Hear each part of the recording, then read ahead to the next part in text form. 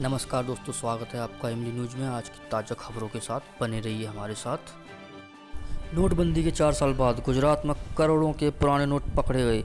Commission पर बदलने की थी तैयारी। दोस्तों, नोटबंदी को 4 साल हो गए हैं, लेकिन पुराने नोटों का मिलना अभी तक बंद नहीं हुआ। इस बार गुजरात के गोधरा से मिले 500 और 1000 के पुराने नोट, कुल रकम 4.76 करोड़ बताई जा रही है। साथ ही 2 लोग भी पकड़े गए हैं। दोनों ने बताया कि कमीशन पर इन नोटों को नए नोटों से बदलने की बात हुई है। नोटों की संख्या भी ज़्यादा, इसलिए गिनने के लिए मशीन का उपयोग करना पड़ा, लेकिन बदलने का माध्यम कौन है, इस बारे में अभी तक कोई जानकारी नहीं मिल सकी। उधर दूसरी बड़ी खबर, अनलॉक 3 की गाइडलाइन जारी, नाइट कर्फ्यू खत्म, जिम खोलने की इजाज़त। वंदे भारत मिशन के तहत सीमित संख्या में अंतर्राष्ट्रीय हवाई यात्रा की इजाज़त दी गई। अंतर्राष्ट्रीय उड़ानों को लेकर सरकार बाद में फैसला लेगी। Metro rail, cinema hall, swimming pool, theatre, bar, auditorium, assembly hall पहले की तरह बंद रहेंगे। वहीं कंटेनमेंट जोन में 31 अगस्त तक लॉकडाउन जारी रहेगा। सरकार की ओर से जो भी छूट दी गई है वो कंटेनमेंट जोन से बाहर के लिए है। कंटेनमेंट जोन में पाबंदियां जारी रहेंगी। शानदार अगुवाई से लेकर राजनीतिक घमासान तक, भारत में से हुआ राफेल का स्वागत। देश को आखिरकार लंबे समय के इंतजार के बाद राफेल लड़ाकू विमान मिल ही गए। बुधवार को आसमान से बरसती हुई बारिश की बूंदों के रुकने के कुछ देर बाद ही अंबाला के एयरबेस पर 5 राफेल विमानों ने लैंडिंग की। फ्रांस से मिलने वाले कुल 36 विमानों में से पहली खेप है जिसका शानदार स्वागत हुआ।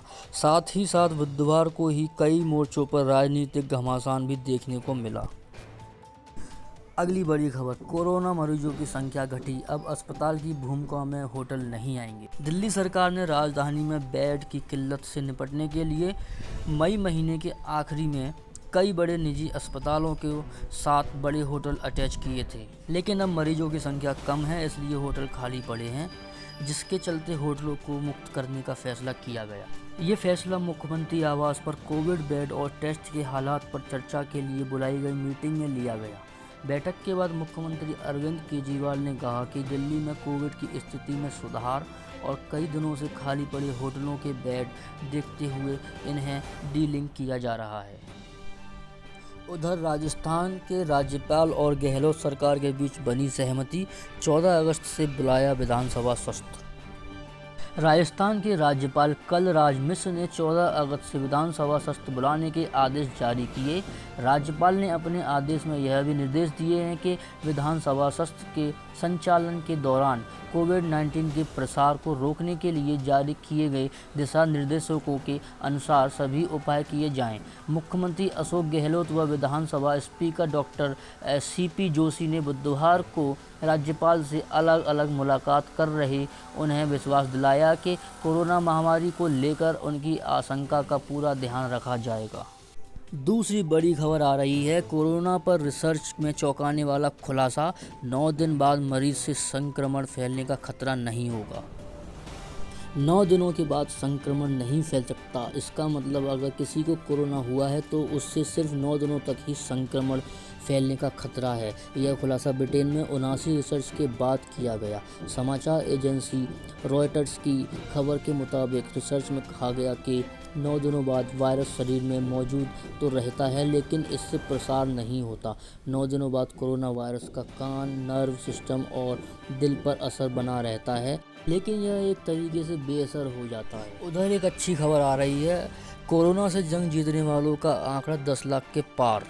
देश में कोरोना मरीजों का कुल आंकड़ा भले ही 16 लाख के करीब पहुंच गया है, लेकिन राहत की बात यह है कि इसमें 10 लाख से अधिक मरीज ठीक हो चुके हैं। वर्ल्डोमीटर की ताज़ा आंकड़ों के मुताबिक देश में कुल मरीजों की संख्या 15,84,000 से अधिक है, जिसमें 10,21,000 से अधिक मरीज ठीक हो चुके हैं। कोरोना की चपेट में आकर अब तक 35,000 से अधिक लोगों की मौत हो चुकी है। देश में एक्टिव केस की संख्या 5,27,000 से अधिक है। कोरोना के अधिकतर मरीज असिम्टोमेटिक है, यानी उसमें कोरोना का कोई लक्षण नहीं है। एक्टिव केस में करीब 10% मरीज ही सीरियस कंडीशन में हैं, यानी गंभीर हालत में है। पूर्व आईएएस ने बिहार में ब्यूरोक्रेसी पर उठाए सवाल, कहा कोरोना से निपटने में अधिकारी नाकाम। बिहार में बढ़ते कोरोना संकट के बीच पूर्व आईएएस अधिकारी अफजल अहमदुल्ला ने बिहार सरकार को आड़े हाथों लिया है। अफजल ने एक वीडियो जारी कर कहा कि पिछले 7 महीनों में कोरोना वायरस महामारी से निपटने के लिए बिहार ने कोई तैयारी नहीं की। अब यह हालत है कि देश में दहशत है। अब्दुल्ला का कहना है कि अधिकारी चाहे तो एक सप्ताह में स्थिति ठीक हो सकती है, लोगों को बचाइए। जनवरी से आपने कुछ नहीं किया, उसे भूलकर अब काम पर लग जाइए, नहीं तो आपको कोई माफ़ नहीं करेगा। अधिकारी मंत्री या मुख्यमंत्री को कुछ बात बताते नहीं हैं, लेकिन ऐसा क्यों है? अफसर सरकारी सेवक हैं, उसका काम है सरकार को सलाह देना। अयोध्या में पीएम मोदी के स्वागत की भव्य तैयारी, भेंट की जाएगी कोचंड राम की प्रतिमा। अयोध्या में राम जन्मभूमि के मंदिर के भूमि पूजन की तैयारियां जोरों पर हैं। इस बीच 5 अगस्त को प्रधानमंत्री नरेंद्र मोदी के स्वागत की भी भव्य तैयारी की जा रही है। अयोध्या यात्रा के दौरान पीएम मोदी को लकड़ी की बनी दुर्लभ 1.5 फुट की कोचंड राम और 1 फुट की लव कुश की प्रतिमा भेंट की जाएगी। प्रधानमंत्री नरेंद्र मोदी को दी जाने वाली प्रतिमाएं अयोध्या शोध संस्थान की तरफ से कर्नाटक में बनाई जा रही हैं, जो कि लगभग पूर्ण हो चुकी है।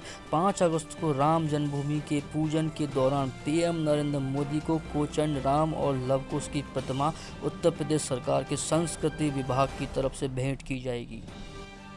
उधर बिहार से दिल दहलाने वाली खबर आ रही है। बिहार बाढ़, अब तक 11 लोगों की मौत, 12 जिलों में 38 लाख से ज़्यादा आबादी प्रभावित। दोस्तों, बिहार में बाढ़ से अब तक 11 लोगों की मौत हुई है। वहीं एक प्राकृतिक आपदा से 12 जिलों में करीब 38.47 लाख आबादी प्रभावित हुई है।